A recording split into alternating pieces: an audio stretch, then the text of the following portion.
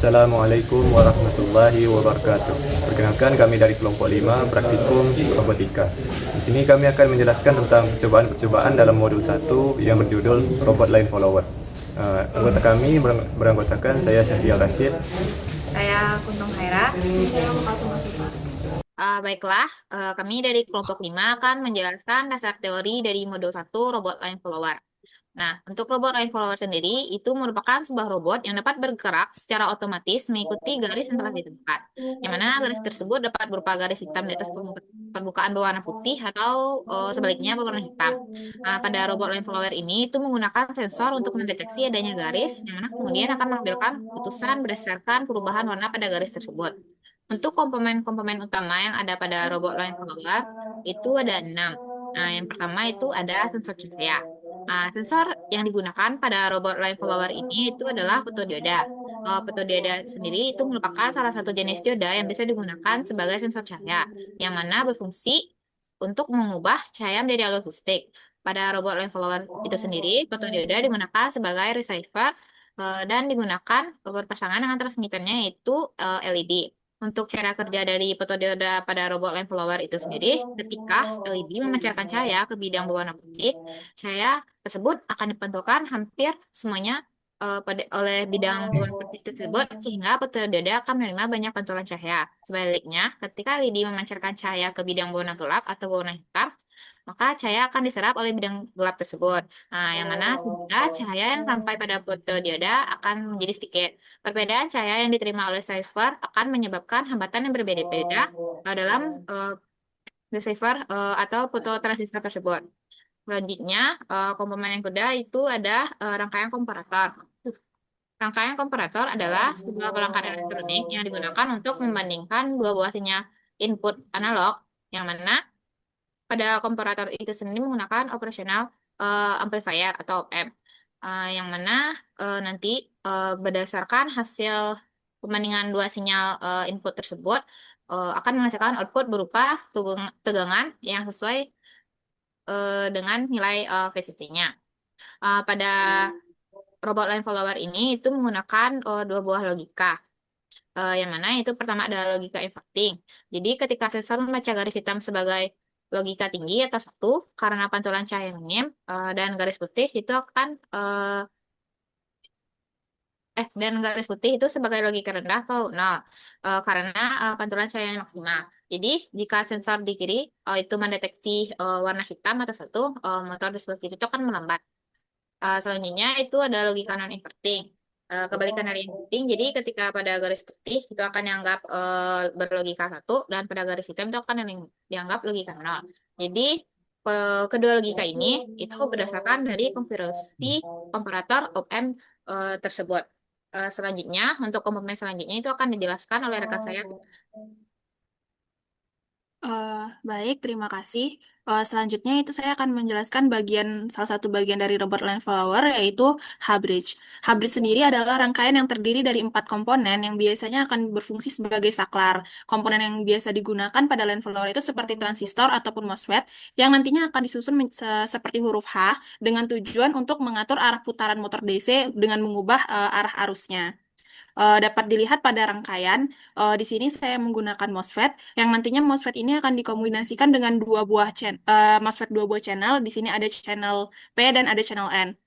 Di Q1 itu adalah channel P yang akan mengalirkan arus ketika gate atau tegangan yang masuk itu low. Dan yang untuk P channel itu ada di Q1 dan Q2. Sedangkan untuk Q3 dan Q4 itu adalah N channel yang akan aktif MOSFET-nya ketika tegangan yang masuk itu high atau satu.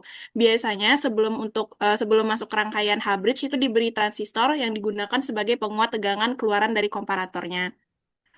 Jadi cara kerja dari H-bridge ini sendiri, ketika tegangan yang masuk adalah tegangan low, maka Q1 dan Q2-nya akan aktif. Arus dari IC regulator itu akan masuk ke Q2, lalu masuk ke motor, dan keluar di Q1 lalu menuju ground, sehingga putaran motornya nanti itu akan ke arah searah jarum jam.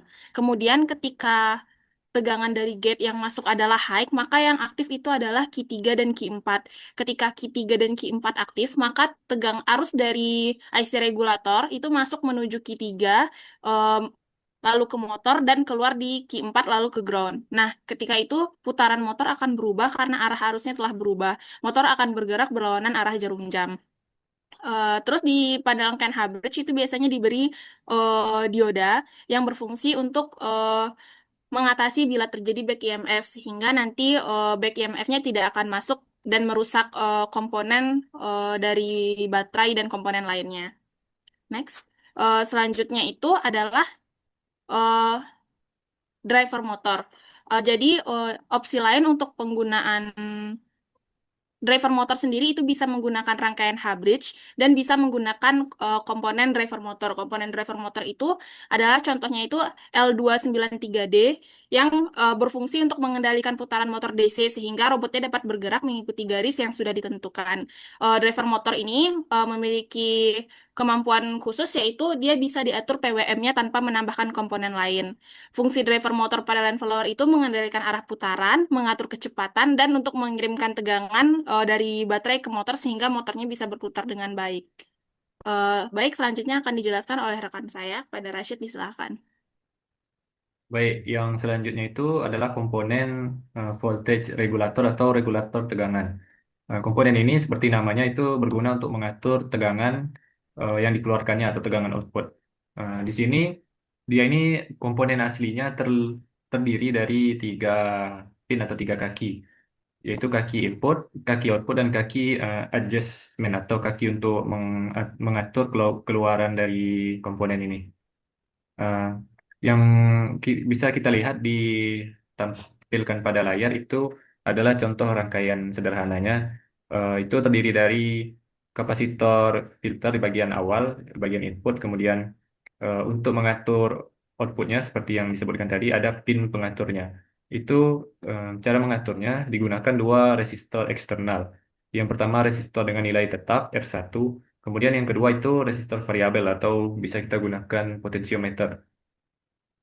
Itu nanti 2 resistor itu akan menentukan tegangan keluaran dari si LM317 ini. Di bagian outputnya itu kita bisa juga menambahkan kapasitor filter juga agar sinyal keluarannya itu lebih halus. Selanjutnya itu komponen trimmer ini sebenarnya mirip kayak seperti potensiometer. Itu terdiri dari 3 kaki juga dan fungsi atau jenisnya sama yaitu untuk mengatur resistansi atau dia akan berubah resistansinya jika kita putar ke kiri atau ke kanan. Sekian dari penjelasan dari saya. Saya kembalikan ke Guntur. Baik, sekian untuk penjelasan untuk materi dari modul 1 robot line follower. Baik, selanjutnya kami dari kelompok 5 akan melaksanakan prosedur percobaan untuk modul 1. Yang pertama itu mengatur threshold sensor pada robot line follower analog. Dapat dilihat di sini robot line follower dalam keadaan kondisi baik. Kemudian untuk langkah pertama, hidupkan robot line follower analognya.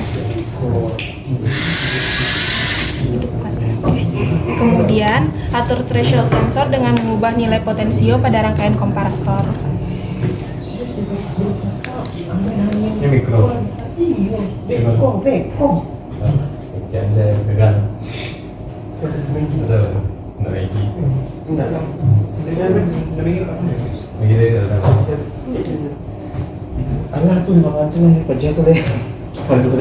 Biasanya harus di sini. Sampai beda potensio sehingga linknya menyala. Sampai menyala. Nah, sudah tuh. Jika selesai, maka matikan robot dan pastikan robot dalam kondisi yang sama sebelum digunakan. Jangan dirubah-rubah posisinya dulu. Nah, selanjutnya itu di percobaan 2 mengatur kecepatan motor pada robot line follower analog. Yang pertama, aktifkan robot line follower analognya. Posisinya nah. Kemudian, atur nilai kecepatan motor dengan mengubah nilai potensio pada rangkaian voltage regulator. Hidupkan tes untuk Itu gue nasabnya patiku ini itu. Siapa?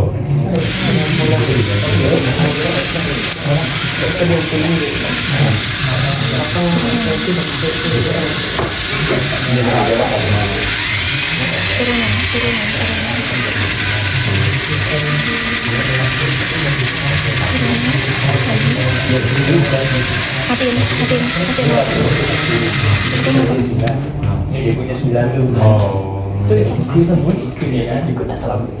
Coba panas ya itu.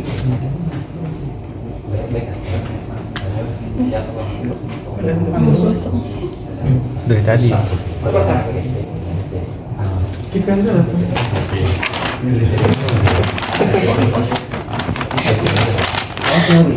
Ke arah mana? Lu mau ngencangin atau mau lambatin? Lambatin. Hidupkan untuk menunjukkan apa siapa. Atur dulu, baru dihidupkan untuk melihat kalau lama dibakar isi ringan. Harus gitu. Kalau gitu enggak. Bentar, Tapi kalau mau dalam terbiasa, kan